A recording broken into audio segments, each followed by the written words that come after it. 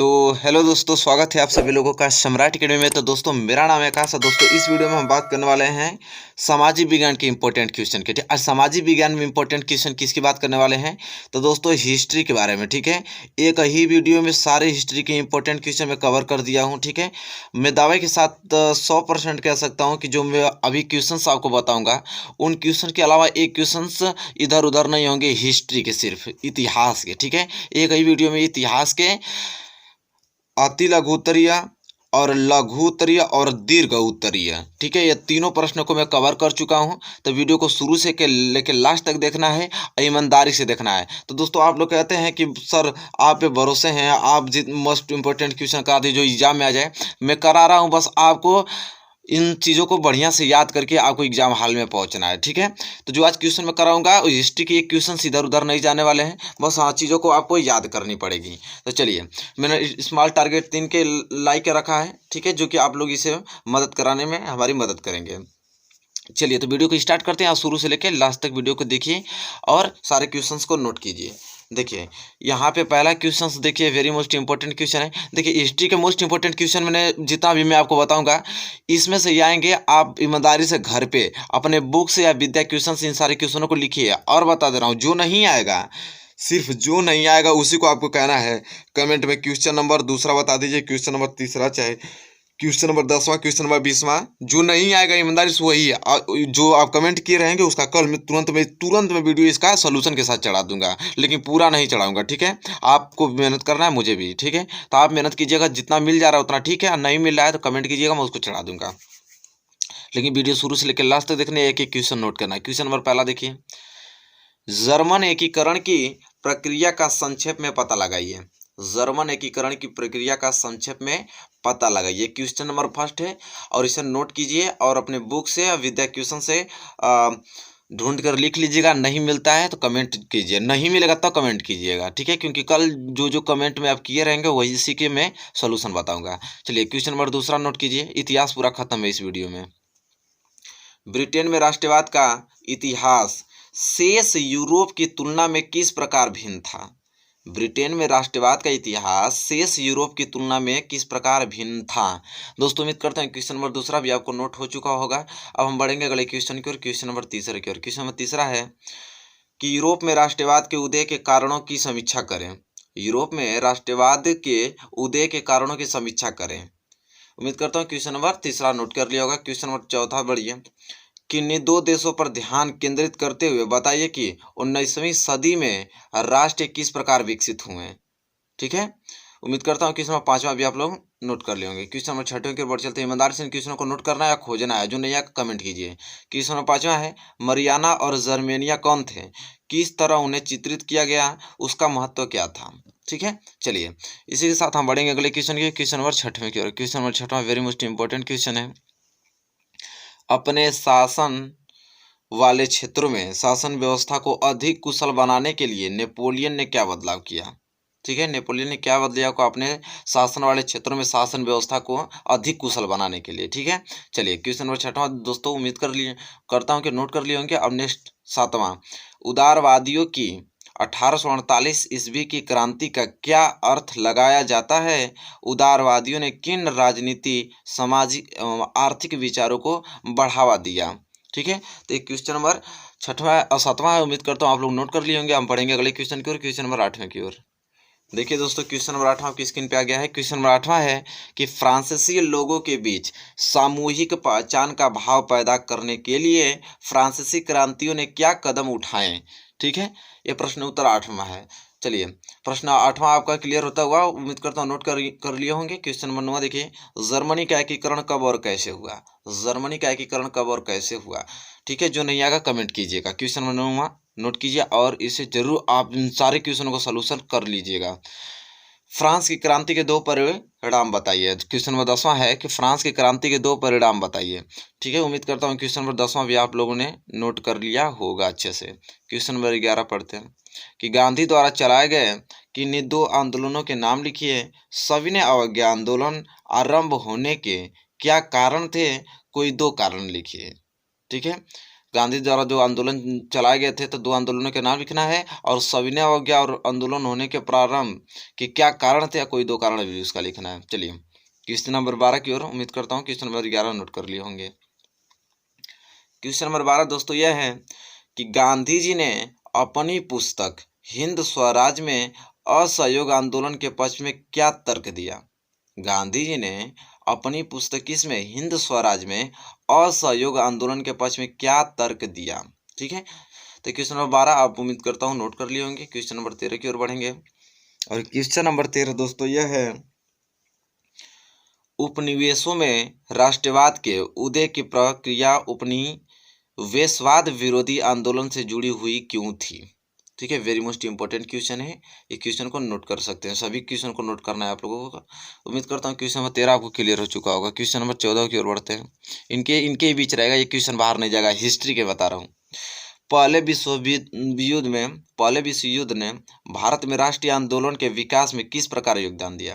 पहले विश्व युद्ध ने भारत में राष्ट्रीय आंदोलन के विकास में किस प्रकार योगदान दिया। क्वेश्चन नंबर 14 उम्मीद करता हूँ नोट कर लेंगे। क्वेश्चन नंबर 15वां देखिए, कह रहा है रॉलेट एक्ट क्या था। रॉलेट एक्ट क्या था, उसका विरोध कैसे किया गया, क्या परिणाम हुआ। ठीक है, आपको बताना है रॉलेट एक्ट क्या है, उसका विरोध कैसे किया गया था और उसके परिणाम क्या हुआ। उम्मीद करता हूँ क्वेश्चन नंबर 15 आप नोट कर लिए होंगे और हम बढ़ेंगे अगले क्वेश्चन की ओर, क्वेश्चन नंबर 16 की ओर। क्वेश्चन नंबर 16 देखिए आपकी स्क्रीन पे है। क्वेश्चन नंबर 16 क्या कह रहा है,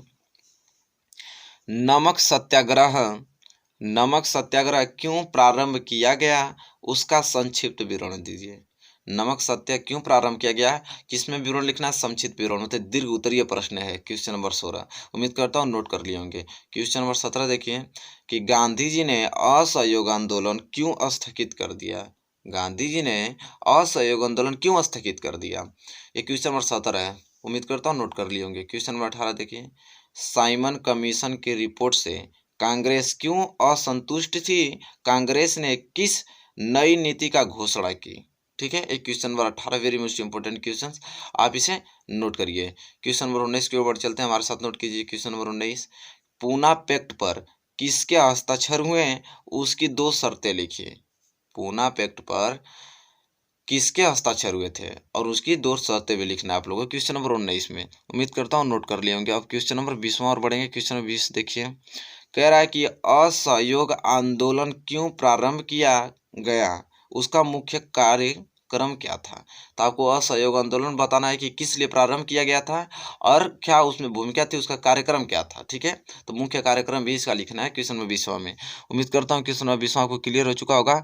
हम बढ़ेंगे अगले क्वेश्चन की ओर और क्वेश्चन नंबर 21 की ओर। क्वेश्चन नंबर 21 को हम पढ़ने की कोशिश करते हैं कि महात्मा गांधी के सत्याग्रह पर एक निबंध लिखिए। यह दीर्घ उत्तरीय प्रश्न है क्योंकि निबंध लिखने के लिए बोला है। महात्मा गांधी के सत्याग्रह पर एक निबंध लिखिए। तो उम्मीद करता हूँ क्वेश्चन नंबर 21 आप लोगों को अच्छे से नोट कर लिए होंगे। क्वेश्चन नंबर की 22 और बढ़ेंगे। देखिए question number 22 very most important question है कि महात्मा गांधी द्वारा चलाए गए 3 आंदोलनों का वर्णन कीजिए। महात्मा गांधी के द्वारा चलाए गए कितने आंदोलन, 3 आंदोलन का वर्णन करना है। ये भी आपका दीर्घ उत्तरीय प्रश्न के बीच आता है। तो उम्मीद करता हूँ क्वेश्चन नंबर 12 भी आपको क्लियर हो चुका होगा। इसी के साथ हम बढ़ेंगे अगले क्वेश्चन की ओर, क्वेश्चन नंबर 23 की ओर। क्वेश्चन नंबर 23 है, 17वीं सदी से पहले होने वाले आदान प्रदान के 2 उदाहरण दीजिए। एक उदाहरण एशिया से और एक उदाहरण अमेरिका महाद्वीपों के बारे में चुनें। ठीक है, आपको 17वीं सदी से पहले होने वाले आदान प्रदान के 2 उदाहरण लिखना है और उदाहरण कौन सा लिखना है कि एशिया से और एक उदाहरण अमेरिका महाद्वीपों के बारे में चुनें।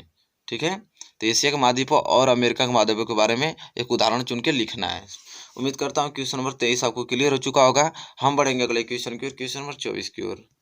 क्वेश्चन नंबर 24 आपकी स्क्रीन पे है, बेहद अच्छा क्वेश्चन है। तो क्वेश्चन नंबर 24 में पढ़ता हूँ, आप लोग नोट कीजिए कि बताइए कि पूर्व आधुनिक विश्व में बीमारियों के वैश्विक प्रसार ने अमेरिकी भूभागों के उपनिवेशीकरण में किस प्रकार मदद की। ठीक है, वेरी मोस्ट इंपॉर्टेंट क्वेश्चन है, आप इसे नोट कीजिए। चलिए नेक्स्ट क्वेश्चन के ऊपर चलते हैं। नेक्स्ट क्वेश्चन दोस्तों यह है, क्वेश्चन नंबर 24 क्लियर हो चुका होगा आप लोगों को। क्वेश्चन नंबर 25 को पढ़ते हैं। क्वेश्चन नंबर 25 दोस्तों क्या कह रहा है कि खाद्य उपलब्धता पर तकनीक के प्रभाव को दर्शाने के लिए इतिहास के 2 उदाहरण दीजिए।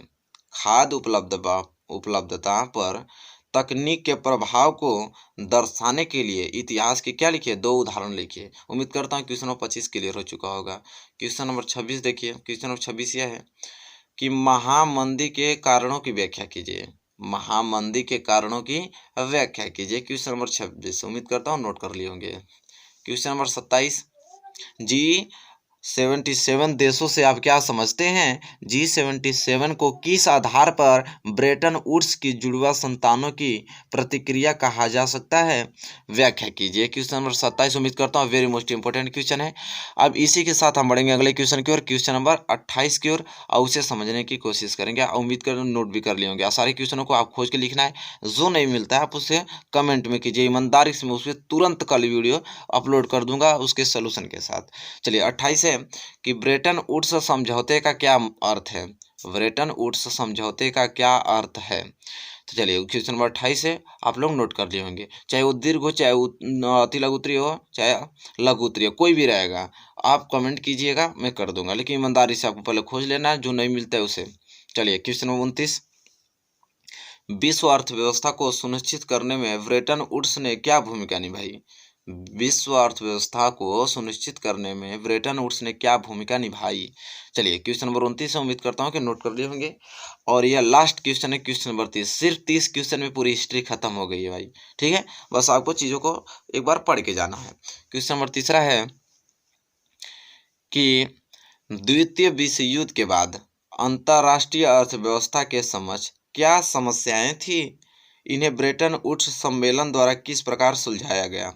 ठीक है, तो द्वितीय विश्व युद्ध के बाद अंतर्राष्ट्रीय अर्थव्यवस्था में कुछ प्रॉब्लम थी, समस्याएं थी, ठीक है। इन्हें ब्रेटन वुड्स के द्वारा किस प्रकार इसे सुलझाया गया, इसके बारे में वर्णन करना है कि ब्रेटन वुड्स किस प्रकार हैंडल किए द्वितीय विश्व युद्ध के बाद अंतर्राष्ट्रीय अर्थव्यवस्था को।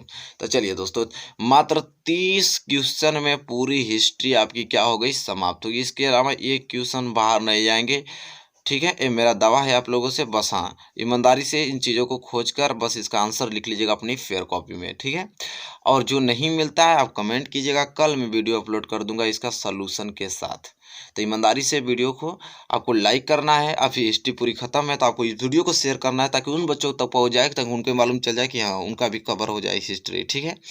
तो चलिए दोस्तों, वीडियो को शेयर कीजिएगा, लाइक कीजिएगा, कमेंट करके बताइएगा वीडियो कैसी लगी आप लोगों को। ये भी बताइएगा कौन सा क्वेश्चन आपको नहीं आ रहा है। तब तक के लिए धन्यवाद, हम मिलेंगे नेक्स्ट वीडियो में।